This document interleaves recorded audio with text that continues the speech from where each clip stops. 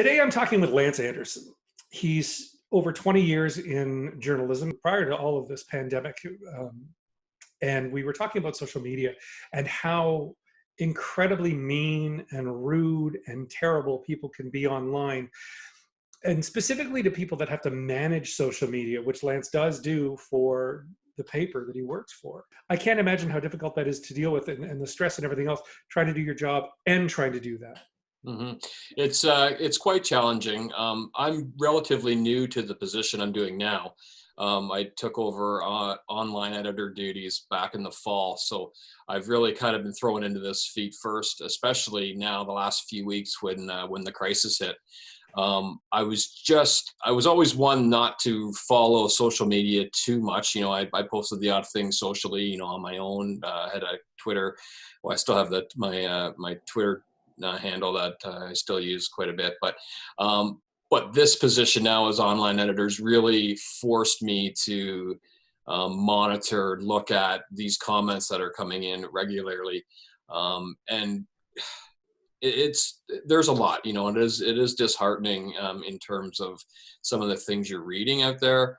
Like you'll make one little mistake on a post and they're all over you. Like you spell something wrong. It's just like, but people don't understand that that's, probably my 30th post that morning kind of thing. Right. And you start seeing double, after a few. So I wonder what challenges are you having in having to have to report on all this horrible news, and how are you dealing with it? What are you doing for yourself to help you get through the day with this? I think the challenges right now for me is the amount of information that's coming in. Like it's coming at me supersonic. I've got stuff coming at, like it's coming from every angle, right? The province, the federal government, the local governments, all levels of government, plus the people in the community, the health units.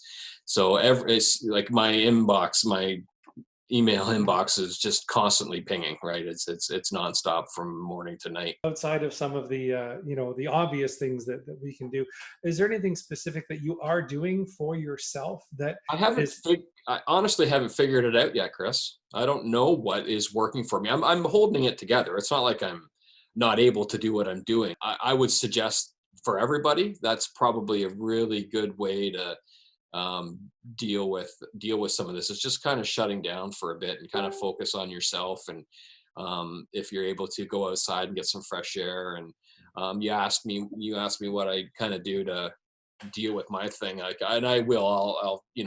It's, I'll get to a point where it's like I can't do anymore, and I'll just close my laptop and I'll go for a walk, right, and kind of leave everything. And it's funny when you come back, it's all still there, waiting for you to do it. So, is it ever? Yeah. but it's still good to get out and just kind of take stock of what's really important. And I think that's one thing I do is I try to go for a walk as much as possible here. So I feel a little paranoid about going out, and like I had to go out tonight for a little bit, and I went into the LCBO, I got a couple things, and it was great in there, but I'm just so hyper aware of the people around me, and I hate living like that.